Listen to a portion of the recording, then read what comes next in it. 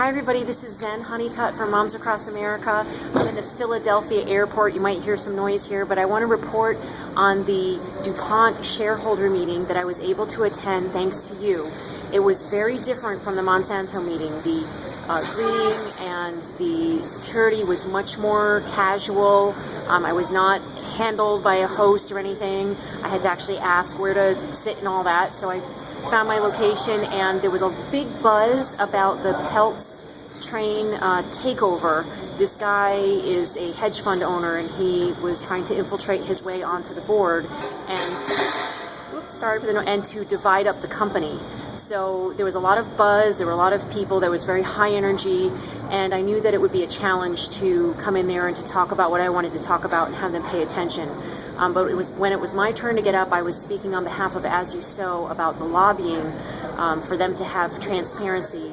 And I'm very comfortable with the delivery I gave and the job that I did, but it did not pass, and I don't know what the percentage was. For some reason, they did not read out the percentage of the votes. Usually the percentage of voting around that type of topic is around 19 to 20% voting for yes. So I would be interested to see if we did better than that, because I really tried to put in a lot about leadership and transparency and having the courage.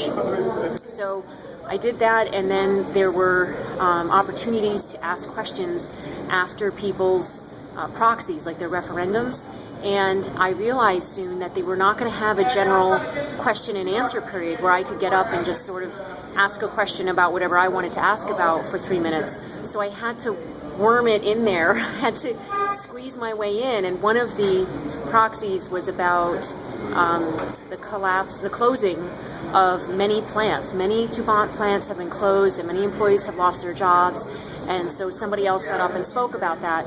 So I decided to use that as my in to get up and ask a question and to comment on that. So I did that, and I was cut short after 2 minutes. I did say, that the way that I got in was I said that this is a question about closing the plants. I believe that many of these plants are being closed because DuPont is creating products that cause harm.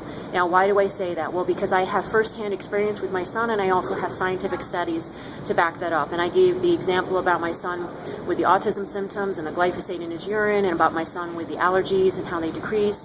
And I asked them to consider their loved ones and their health, and ask them to think about all of their, family members, about the allergies, autism, autoimmune diseases, cancer, and that I bet every single one of them has a family member with those issues going on. And eventually I was cut short. Very quickly after that I was cut short. They said, do you have a question for us? And I said, yes. Does DuPont, do you plan on going in the direction of non-toxic products to prevent the closure of, further plants? And they gave some answer back about how they are always looking at new directions, and they are working with the EPA about the glyphosate issue, and so they did acknowledge that they are addressing that. And then I got up again while she was speaking, and she didn't like that. She looked very upset. Ellen Kumbel is her name. She's the CEO. She's a mother of 3 children. And I said to her that, you claim that glyphosate is safe, and that it only attacks the shikimate pathway, but the problem is that the shikimate pathway is in our bacteria, in our gut bacteria, and the gut bacteria is where 70% of the immune system lies, and therefore is weakening our immune system and leading to 1 out of 2 of our children having a chronic illness. And they kept trying to, stop me, and I did keep going for a little bit, and eventually they interrupted me and said thank you. And when I sat down, the man beside me said, you made your point, you were very passionate, and so that was good. I believe I did make my point, and I did get a chance to say what I needed to say, despite the fact that they, did not want to have it open to general questions and answers. So I found that very interesting, that DuPont was less open to a general question and answer period and to hearing from their shareholders. But I also know that at this particular meeting, they kind of could not have an open question and answer period. I actually talked to somebody afterwards about this because of the possible takeover. They didn't want to leave that open to just anyone and everyone getting up. So after the meeting, I was approached by at least 6 people who came up and shook my hand and thanked me. And one woman said that you were the only person in the room that was making any sense. And I'm so, you're the reason why I'm glad I came. So that was extremely touching. Other people thanked me for my courage. And one other woman said, look at the data. She's like, I used to work at AstraZeneca.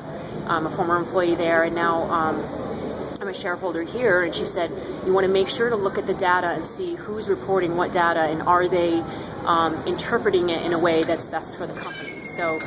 So that was interesting. And then another woman came up. Her name was Linda Fisher, and she was the chief sustainability officer of DuPont. She actually sought me out and said, I would like to follow up with you. I would like to have further discussion with you. And I said, well, I have some scientific studies that I would like to give you. And she said, and I would like to have them. And it was really a great discussion, because she did say that they are going in the direction of safer pesticides.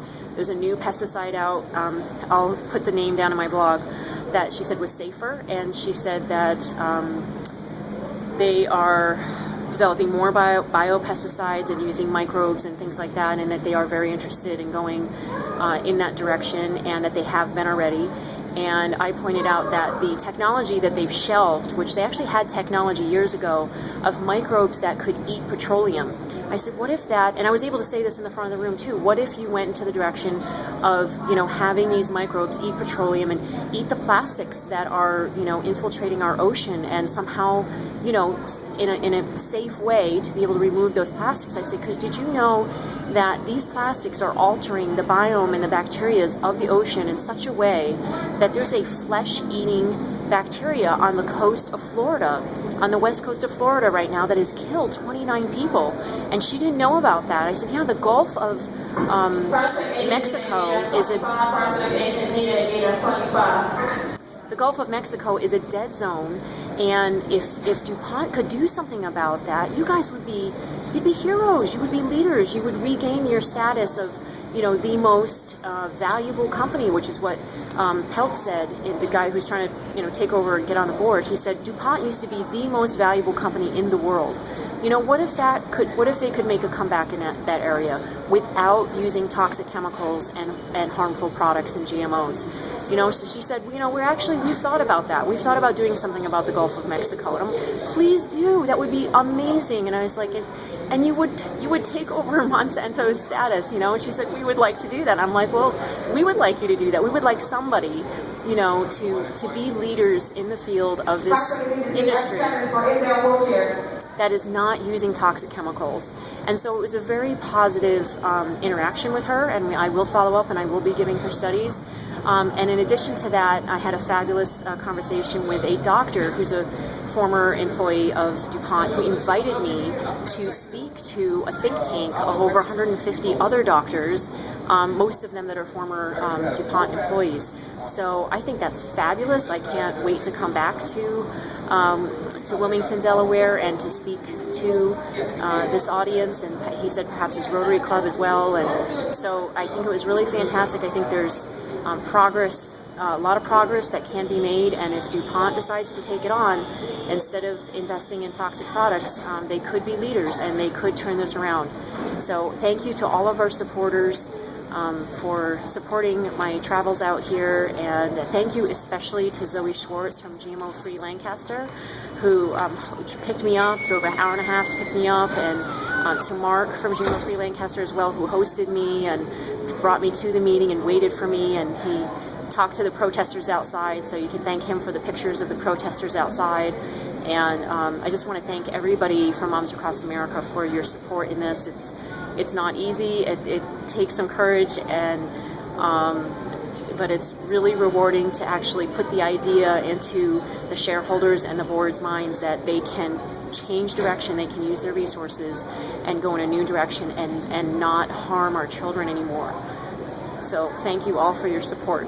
Thank you.